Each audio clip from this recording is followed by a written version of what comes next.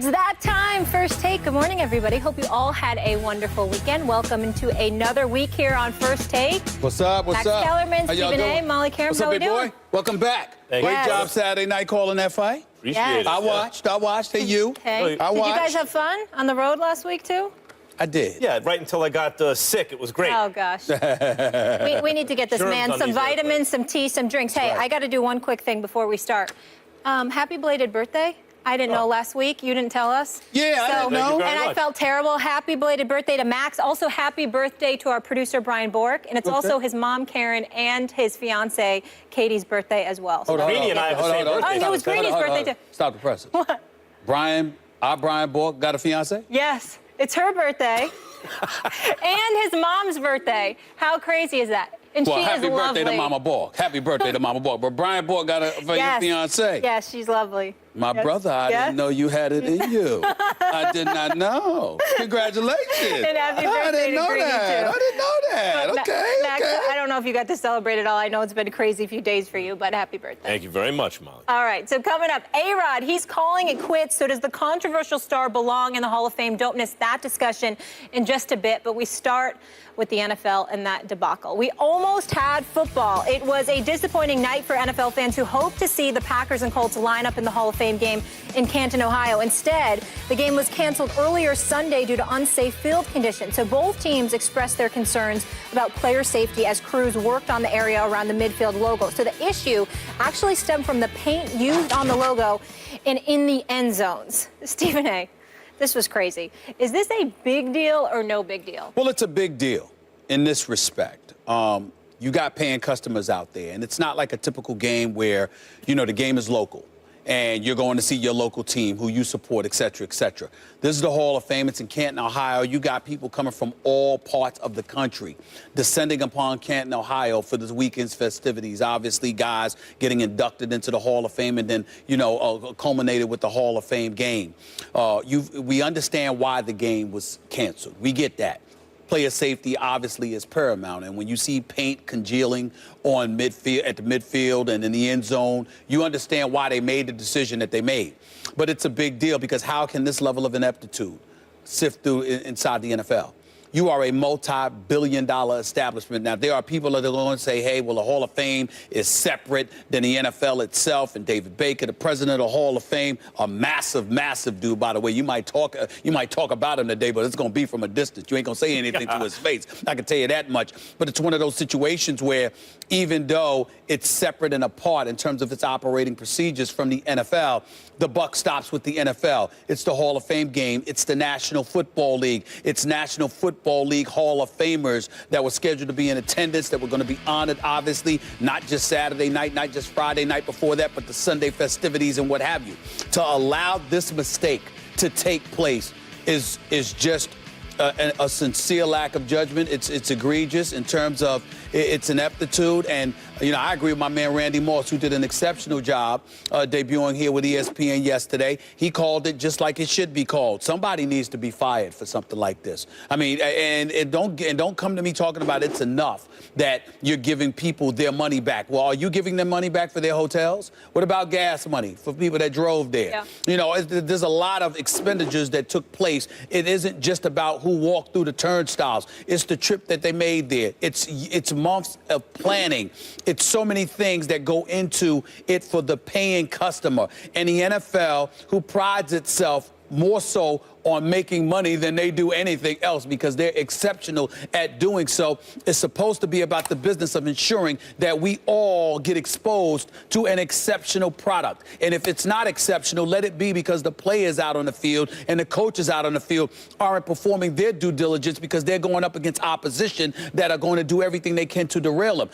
Don't let it be because of something administrative. Don't let it be because of folks working out on the field. Don't let it be because of monotonous, mundane stuff that you automatically are supposed to know you're supposed to take care of. The fact that the National Football League, and I'm putting it on them, can allow this to happen is as bad as it gets. It shows, whether it be a dereliction of duty, a flagrant level of ineptitude, whatever you want to call it. This falls at the doorstep of the National Football League because the buck stops with them. There would be no Hall of Fame game were it not for the National Football League. And since your name, your cachet, that three-letter brand is attached to it, how could you allow this to happen? Inexcusable. I can't believe this. You're starting in with me right away on a Monday. First thing on He a doesn't Monday, even you're feel starting good. in with me with Sure. this. This is no big deal, Stephen A. It's no big deal. Look, Really? there is, sure, you're right. For the thousands of paying customers, it's a big deal. But it's being broadcast to millions, not thousands. So for the vast majority of people who are, for some reason, kind of mildly interested in this game, which is beyond me, it's no big deal. Football, first of all, and by the way, if you bought tickets and plane and hotel and all that, you're right. It's a major inconvenience. And I don't want to say you're paying a stupid tax. It's not fair to people who are interested in the game, but football doesn't lend itself to exhibition. When was the last time you watched the Pro Bowl? I haven't watched the Pro Bowl in years. It's terrible because you can't play football at 1/3 speed without really tackling and all those things. It's not really football. That's the first thing. And this is an exhibition game. And not only that, it's an extra exhibition game. You don't need that fifth game if you're these two teams. And it's only there because the NFL is really here piggybacking the fact that there is a Hall of Fame induction ceremony, so you can use that to pump up one extra exhibition game for which the teams get paid, the networks make money, and the players make very, very, very little compared to what they actually make. The interest in this game escapes me entirely. But the blame on Goodell here, I think, is also misplaced. It's the Pro Football Hall of Fame. You are absolutely right when you say, look, it's the NFL that's really the engine here. Because the NFL is synonymous with professional football. That is true. In the spirit of it, it's true. But the actual Hall of Fame is the Pro Football Hall of Fame. And therefore, Goodell doesn't really have complete oversight the way he does in the NFL. Would you be interested to know, and it may surprise some, how many field-related cancellations have there been due to field conditions since Goodell has been commissioner of the NFL? Zero. Haven't been any. This, if anything, kind of makes Goodell look kind of good because look what happens when I'm not in charge. Events get canceled. I think, if anything, it makes him look kind of good. I don't think it's that big a deal. Well, first of all, I mean, as I've gotten to know you throughout the years, but specifically over the last 2 weeks. Why am I not surprised that you would take this position? I mean, far be it for the viewing audience to matter. I mean, according to Matt Kellerman, I mean, yeah, you understand why the people that paid their hard-earned money and walked through the turnstiles and drove there and paid hotel fees. I mean, that's a year in advance. Yeah, we understand a scintilla of sensitivity that goes in their direction. But the viewing customer who was looking forward to watching it on television, that got no games, okay? A 7-year-old nephew of mine that sat up there, or actually a friend, the 7-year-old nephew of a friend of mine that was looking forward to watching the game yesterday and was like, oh, you understand? He's disappointed because he was looking for, that doesn't matter because it was on TV. He'd have been more disappointed if he would have seen that so-called game. We're looking forward to watching the game, okay? We're looking forward to seeing some semblance of NFL football. NFL is king. Do you realize, Don't do this on a Monday morning. Don't do this to me on a Monday morning. Do you realize this, Max Kellerman? Do you realize that chances are the NFL Hall of Fame game last night, as meaningless as that game is to you, probably would have outrated viewership for the Olympics? Do you realize that? Really? That's commentary on the Olympics.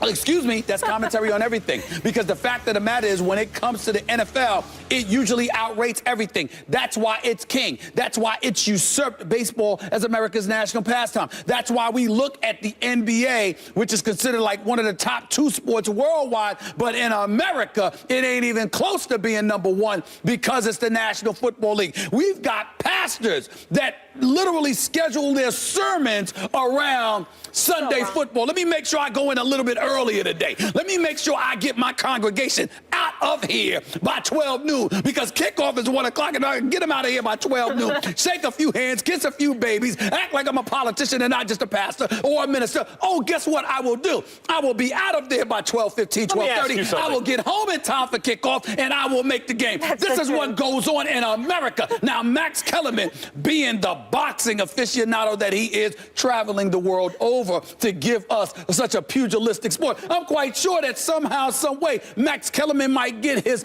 patriotism lost in the equation from time to time. But in America, okay, football is king. The Hall of Fame matters. The Hall of Fame game matters. And the fact that it didn't take place because some paint congealed at midfield or the end zone is disgraceful. The Hall of Fame matters. Period. The Hall of Fame matters, clearly. Very difficult to get into the Football Hall of Fame. I mean, there's a wait list of guys who belong in there who might eventually get it, but it's a serious thing. I'm not saying anything against the Hall of Fame. I'm talking about football exhibition, period. You talk about boxing. Boxing also does not lend itself to exhibition.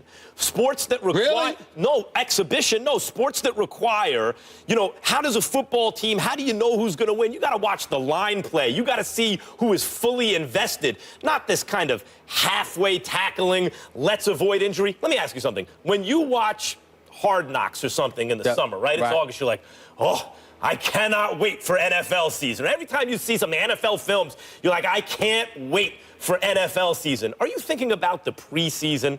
No, but here's the thing.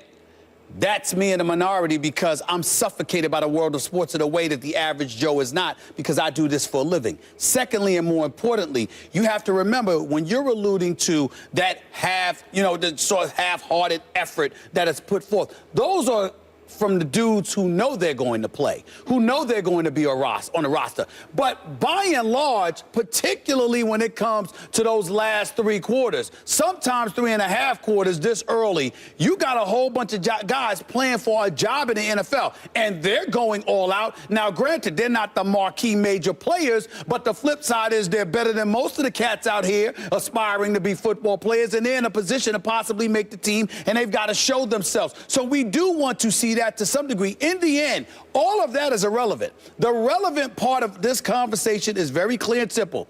The NFL is a multi-billion-dollar conglomerate.